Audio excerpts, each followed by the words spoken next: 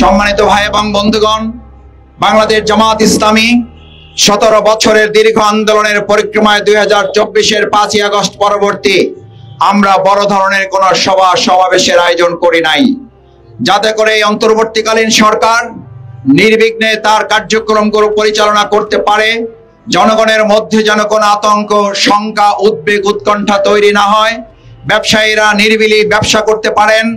এবং আমরা চেয়েছিলাম আমরা আমাদের সমস্ত সাধারণ নাগরিক নিশ্চিন্তে নিরাপদে জীবন যাপন করবে।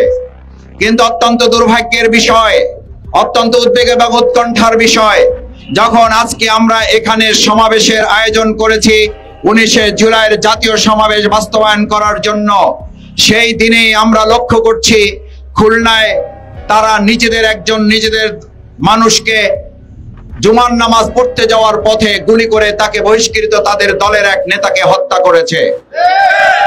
আমরা অত্যন্ত উদ্বেগ এবং উৎকণ্ঠার সাথে এটা দেখছি। গত 9 তারিখে আমাদের মিটফোর্ড হাসপাতাল, সলিমুল্লাহ মেডিকেল কলেজের সামনে একজন গ্রুপ এক দলের চাঁদা তোলা এবং আরেক দলের চাঁদা দাবি আদায়কে কেন্দ্র করে দুই পক্ষের মধ্যে নৃশংস যে হত্যাকাণ্ড হয়েছে, 2006 সালের লগি বৈঠার মাধ্যমে যে হত্যা, লাশের উপরে যে নৃত্য করা, সেই নৃত্য করাকেও গত 9 তারিখে মিটফোর্ডের সামনে যুব দলের এক নেতা তার আর এক গ্রুপের সদস্যকে পাথর দিয়ে শরীর এবং মাথা থেতলে তার লাশের উপরে নৃত্য করার দৃশ্য 2006 সালের 28 অক্টোবরের দৃশ্যকে হার মানিয়েছে। আমি একবার সেই ঘটনাটা ভিডিওতে একবার দেখার পর আমার সম্মানিত স্টাফ কোয়ার্টার ডেমরা অঞ্চলের ভাই বন্ধুগণ, আপনি কোন দল করেন আমি জানি না, আপনি কোন দলের সমর্থক আমি জানতে চাই না, আপনি যে দলেরই সমর্থক হন আপনার বিবেকের কাছে কোশ্চেন রাখবো।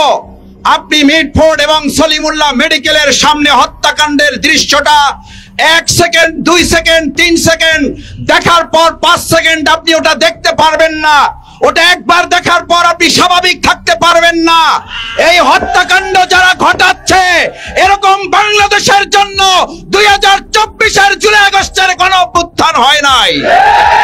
যারা দল পরিচালনায় ব্যর্থ, যারা দলের কর্মীর নিরাপত্তা দিতে ব্যর্থ, এই দেশের মানুষ বিশ্বাস করতে চায় না তারা দেশ পরিচালনায় সফল হবে, জনগণের নিরাপত্তা দিতে পারবে। এটা কল্পনা ছাড়া আর কিছুই নয়। আমার ভাইয়েরা, বিরোধিতার জন্য বিরোধিতা নয়, আমরা তো একসাথে রাজপথে লড়াই সংগ্রাম করেছি, আমরা এক মঞ্চে বক্তব্য দিয়েছি, আমরা একসাথে জেল খেটেছি, একসাথে রিমান্ডের রুমে আমরা থেকেছি, একজন আর একজনকে আহত অবস্থায় সাহায্য সহযোগিতা করেছি।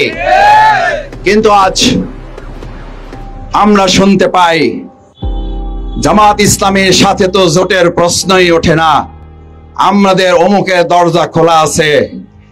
ডেমরা অঞ্চলের মানুষ আজ আপনাদেরকে জানিয়ে দিচ্ছে, কান খুলে শোনেন, বাংলাদেশের মানুষ আজ চাঁদাবাজের সাথে কোনো জোট করবে না, কোন সন্ত্রাসীর সাথে জোট করবে না, কোন দখলদারদের সাথে জামাত ইসলামী জোট করার জন্য অপেক্ষা করছে না।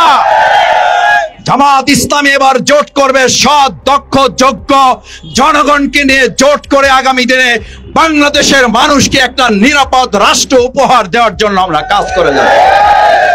সংগ্রামী ভাই এবং বন্ধুগণ, 19 তারিখের সমাবেশ সেই বিচারের জন্য। আজ বিচারের সংস্কৃতি যদি চালু করা না যায়, যার কারণে আজকে হত্যাকাণ্ড বন্ধ করা যাচ্ছে না। আমার তো মনে হয় জামাত ইসলামী অন্য কোন দল যদি বিচার নাও চায়, তাহলে আজকে যারা নিজেদেরকে বড় দল দাবি করেন, তাদের এই 10 মাসে প্রায় 2 শতাধিক খুনের কারণে তারাই তো আজকে সবচেয়ে বিচারের দাবি করার জন্য মাঠে নামা উচিত। বিচারের সংস্কৃতি যদি তুলে দেন, তাহলে নিজেরা নিজেদেরকে রক্ষা করতে পারবেন না, যেমন রক্ষা করতে পারে নাই আওয়ামী লীগ, যেমন রক্ষা করতে পারে নাই ছাত্রলীগ, স্বেচ্ছাসেবক লীগ এবং যুবলীগ। আজকে বলা হয় স্বেচ্ছাসেবক লীগের জায়গা, ছাত্রলীগের জায়গা আর একটা দল দখল করে ইতিমধ্যে একই কাজ কয়েক গুণে করা শুরু করে দিয়েছে।